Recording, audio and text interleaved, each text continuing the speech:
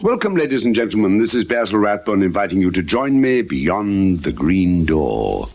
The sign read Freak Show, and it promised some of the strangest sights in the universe for only 50 cents. George Davis couldn't remember having seen the place before, here on this dingy street in New York. Odd. But it looked amusing enough to waste an hour, so George went in. He found himself in a long corridor. It was glass-walled on one side, and through the glass he could see the freaks.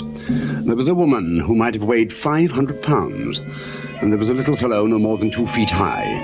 One man was colored blue, and another had 4 arms, and still another had just a single eye staring out of the middle of his forehead. As George strolled down the corridor, he saw that these were only the mildest of the freaks. Others were almost indescribable. George was glad that he wasn't alone. There were several men and women, all nicely dressed, strolling along the corridor. George asked one of the men, "Where is this show from?" It originated in Dromdira, the man said. "It plays the Caliph circuit, and right now it's en route for Prokai." George didn't know where those places were, but he was glad of the man's presence. Those freaks looked dangerous. They had no manners, and they rushed along the plate glass, staring and making faces. If let loose, they would probably be very dangerous. In fact, George wondered about the strength of the glass. If it collapsed, they would be engulfed by the vicious, rude-mannered creatures.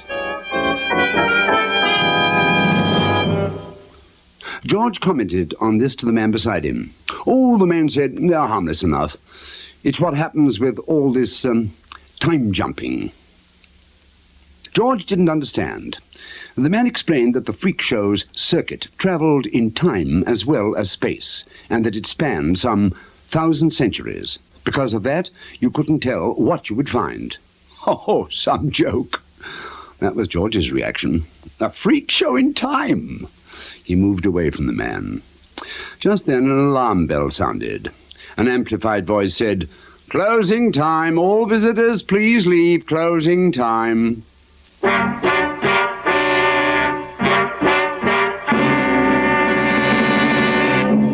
George went to the exit door, still worried about the strength of the glass. The freaks were milling around. They seemed very restless. He tried to open the door. It was locked. George felt a sudden panic. "Let me out," he shouted. Let me out of here." The door opened, and the owner of the show appeared. "Get back," he shouted, and George shrank away in terror. "Some freaks don't know their place," the owner said. And his second head replied, "They'll learn by the time we reach Prokai." Both heads nodded emphatically, and both heads turned on the owner's shoulders and glared at the other men and women. They'd all sat down on the floor like cowed beasts in a circus.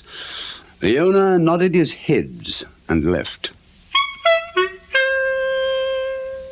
The creatures on the other side of the glass left, and the door closed forever on the poor 20th century freak known as George Davis.